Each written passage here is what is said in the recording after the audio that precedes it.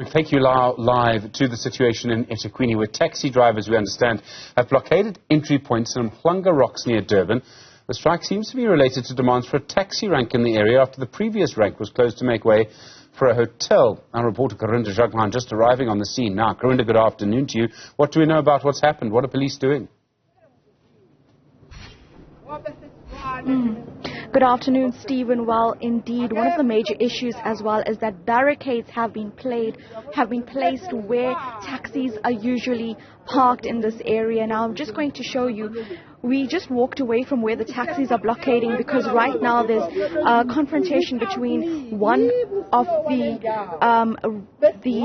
hotel representatives and the taxi drivers that are here, of course, calling for a resolution at this point. We're going to just try and hear from both sides. Let me just maybe hear from one of the taxi owners or the taxi drivers with regards to what has actually taken place. So first we're going to maybe bring in one of the representatives here.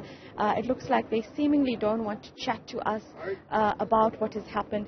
Saying that they can't because they're out of the association, but right now there's police cars. So maybe you can speak to us about what is happening right now. Now? No, I'm upset. That's all I can say. I can see that you're essentially begging for the taxi drivers to try and move from this area. No, I'm not begging taxi drivers. Don't miscommunicate. I'm not begging. Taxi drivers are stakeholders of this area. Okay? We are in discussion to resolve the situation. Full stop. That's all I'm going to say. For your record, I'm Brian Mpono, CEO of Oceans Umhlanga Development. I am in discussions with the stakeholders right now. I cannot comment on anything. Place on record. There is no violence that is happening. There is no fighting that is happening. Nobody is fighting. Nobody. We are just as adults. See, all men got family. All of them. This is their livelihood. So that is why I'm here to resolve it. Now when I'm seeing these gentlemen now in Nkulumo, because you see we are talking, so I can't comment.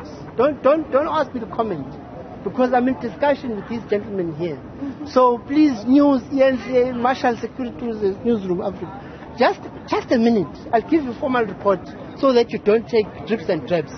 Okay, so one of the representatives of the hotels that have been involved here is just speaking about, saying, he's just asking for some time as the conversations happen. So I just want to walk my colleague Ngubande towards where the taxis are actually blockading this area. And of course, you've seen a number of police as well around this area too. Now, this place that we're in, Umhlanga Rocks, the development here specifically started around 2019 when various hotels were built. Of course, the leader or the businessman building this area, building it up, is Vivian Reddy. Nearby, just to my right, there used to be a taxi rank here, of course, that was cleared at that time to make way for this mall that is also built up by Vivian Reddy too. And as a result, of course, taxis have had to park on the embankments nearby. But there was a place where they were parked, and apparently that place has been barricaded. And so that is among the reasons that has led to the strike. I just want to catch Nicole Bowman, the councillor, who can maybe shed some more light on the situation before she goes.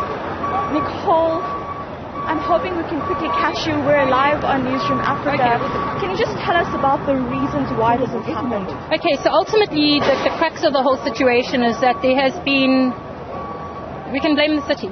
So effectively we all know about the debacle that the Oceans has been in the greater Umhlanga environment. I mean, there's businesses that have been battling due to the taxis. You can't blame the taxis really. I mean, they don't have anywhere to go to. And there's been one promise and a whole lot of promises made and absolutely no resolution. So effectively 3 weeks ago, allegedly, there was a meeting. I wasn't unfortunately included in the meeting. And there were discussions made, but there were never any finalizations. In the city, I phoned them today. I spoke to the head of ETA. I said to him, please come down and talk to these folk. You are the ones that have been making these negotiations. and he hasn't come. The only people who have come are the police, obviously, as we can see, in the pops, but there's no discussions. Nobody's having discussions. And as much as today is a culmination of frustration with everybody in Umhlanga, there's no responsibility by the city or accountability by them, because they haven't provided any alternatives to these folk. I mean, we've also got to take into consideration, if we look behind us, the amount of people that utilize the public transport. You know, it is what keeps the bloodline of this suburb going, and it's not taken seriously enough.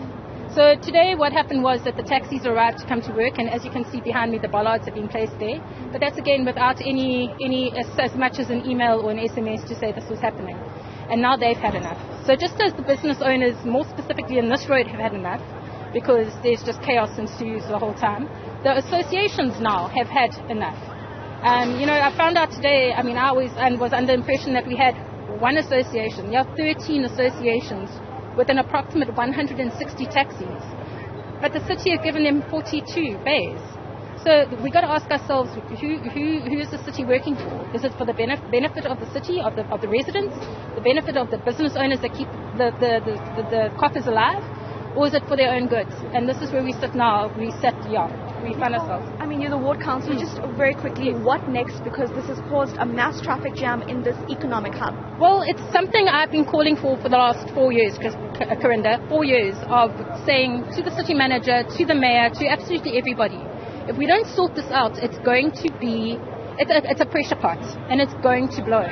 So what is next, hopefully, is that we get through today, and that tomorrow we start the discussions, but not just independently. This is going to be an inclusive whole of society approach with everybody that makes up the greater area discussing the way forward here, because this can't be one individual person at a time.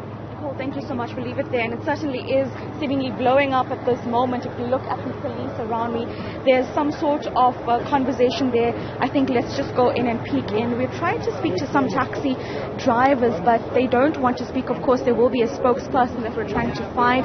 I want to see Brian is clearly having a, sorry sir, Brian is clearly having a conversation there. I'm going to just pop my mic in to see.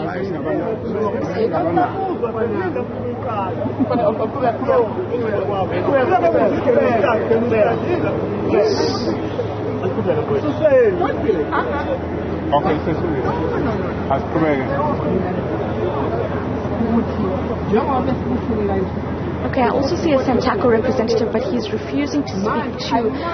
We're going to reach out to Santaco as well, officials, to give you an interview with that. But I can see Brian's frustration right now with police too, essentially calling for some kind of intervention, a peaceful intervention, it seems. For a temporary, provided a maximum contract but as a temporary measure. At least any container, container blue for a space. Yeah. Provided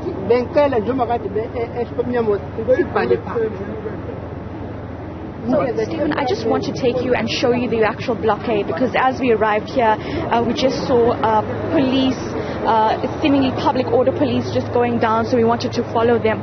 But like we heard Nicole Bowman saying, is that the major issue is that after the development of this area, a luxurious area, Umhlanga Rocks as well, an upper class area, what happened was the area where the taxi drivers were parking, that area was excavated, this mall built upon that area. As a result, nothing was set up for the taxis. Of course, we know that the majority of the workforce here use public transport, and so that is why she's saying there are several taxi associations, but only 42 parking bays. Take a look at the congestion around this area. For those who know Durban, and this area specifically, know that this is a somewhat economic hub north of the city. It's been completely closed off for the better part of the day, as you see around us. The taxis that are actually blocking the main entrances. So that's the off-ramp and the in-road to this main area. Going just up this road is, of course, the Gateway Shopping Mall, so you can't access that as well right now unless you're on the other side, the N2. And so you see the crowds here that are going to be stuck without transport home if this issue is not resolved yet. So that is the issue right now, and of course crowds just all around us looking on too. There are various now stakeholders involved in this matter, so it would be Santaco on behalf of taxi drivers or taxi owners, the taxi owners themselves. We see police, and we see the CEO of the Oceans Mall, which Brian, who we somewhat spoke to just now, calling just for a moment as he resolved the situation, clearly flustered by the fact that there is this issue going on that's going to affect the economic activity of this area too, and CPF initiatives as well as ratepayer groups involved as well, all trying to have some kind of conversation here. This is a CPF representative, I see, so we're going to maybe just try and see if we can get a word in from him about what has happened here, if he is able to speak to us, of course, when it comes to the media. So I see you're from CPF. We're live on Newzroom Afrika. Perhaps if you can just shed some light about how this started. That is our chairman there, if you can speak to him. All right, we'll go get to him. So we're just going to walk down and just try and get more voices. But of course, the most important voice right now to get is Santaco, taxi owners or taxi drivers. And right now, as they try and approach while we're live, some taxi drivers in that vicinity, they don't want to speak to media because clearly this is sort of a pressure cooker situation. So maybe let's go down to the CPF's board to try and see what he has to say about the situation, especially considering the fact that there are many private security around with large firearms too. So it is a concern just in terms of safety for the public that is around this area too. They might be protecting their taxi owners, but it is a frightening sight to look at those large firearms considering what we know with them. Sorry, sir, if I can maybe just disturb you. We're live on Newzroom Afrika. I understand you're the CPF chairperson of this area. We'll have to leave that live report from Karinda Jagmohan for the moment, unfortunately. But as you can see, live situation there, developing situation. More, of course, on that. More updates for you on that in just a moment.